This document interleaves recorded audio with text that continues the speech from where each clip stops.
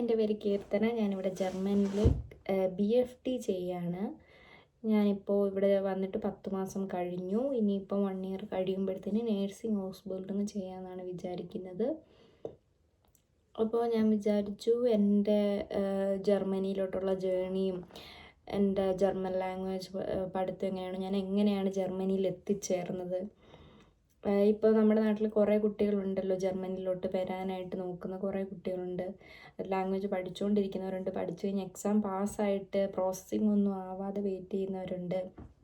FSJ BFD നോക്കണോ വേണ്ടെന്ന് കൺഫ്യൂഷനായിട്ട് നിൽക്കുന്ന കുറേ കുട്ടികളുണ്ട്. അപ്പോൾ ഞാൻ വിചാരിച്ചു എൻ്റെ എക്സ്പീരിയൻസ് എന്താണെന്ന് കുറച്ച് ഷെയർ ചെയ്യാമെന്ന് വിചാരിച്ചു. ഞാനിപ്പോൾ BFD ചെയ്യുകയാണ്. ഞാനൊരു യൂത്ത് ഹോസ്റ്റലിലാണ് BFD ചെയ്യുന്നത്. അപ്പോൾ ഇനി ഇത് കഴിഞ്ഞിട്ട് എൻ്റെ ഹൗസ് ബിൽഡിങ് ജേണി എങ്ങനെയാണെന്നും ഇതുവരെ ഞാൻ എത്തിപ്പെട്ടത് എങ്ങനെയാണെന്നും അതിനെക്കുറിച്ചൊക്കെ ഒരു വീഡിയോ ചെയ്യാൻ വിചാരിക്കുന്നു. അപ്പോൾ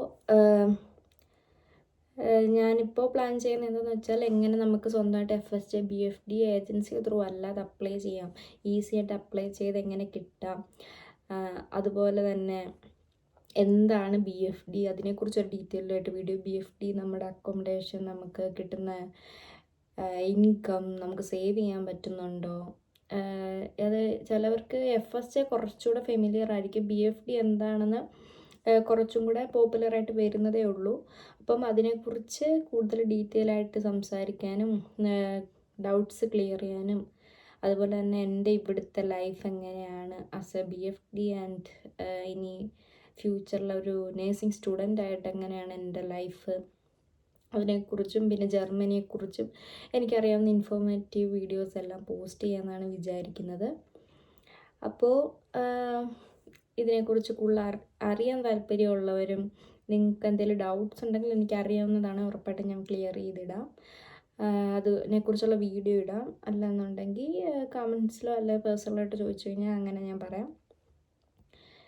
അപ്പോൾ ഇന്ന് മുതലൊരു വീഡിയോ ചെയ്യാമെന്നാണ് വിചാരിക്കുന്നത്. സോ താല്പര്യമുള്ളവർ സബ്സ്ക്രൈബ് ചെയ്യുക, വീഡിയോ കാണുക. നിങ്ങളുടെ കൂടെ ജർമ്മൻ പഠിക്കുന്ന ഫ്രണ്ട്സിനോ ഫാമിലിയിലെ കസിൻസിനോ അങ്ങനെ ആരെങ്കിലുമൊക്കെ ഉണ്ടെങ്കിൽ അവർക്ക് ഹെൽപ്ഫുൾ ആവുമെന്നുണ്ടെങ്കിൽ ഷെയർ ചെയ്യുക. അപ്പോൾ ഓക്കെ, നെക്സ്റ്റ് വീഡിയോ ആയിട്ട് ഉടനെ തന്നെ കാണാം. Bye bye.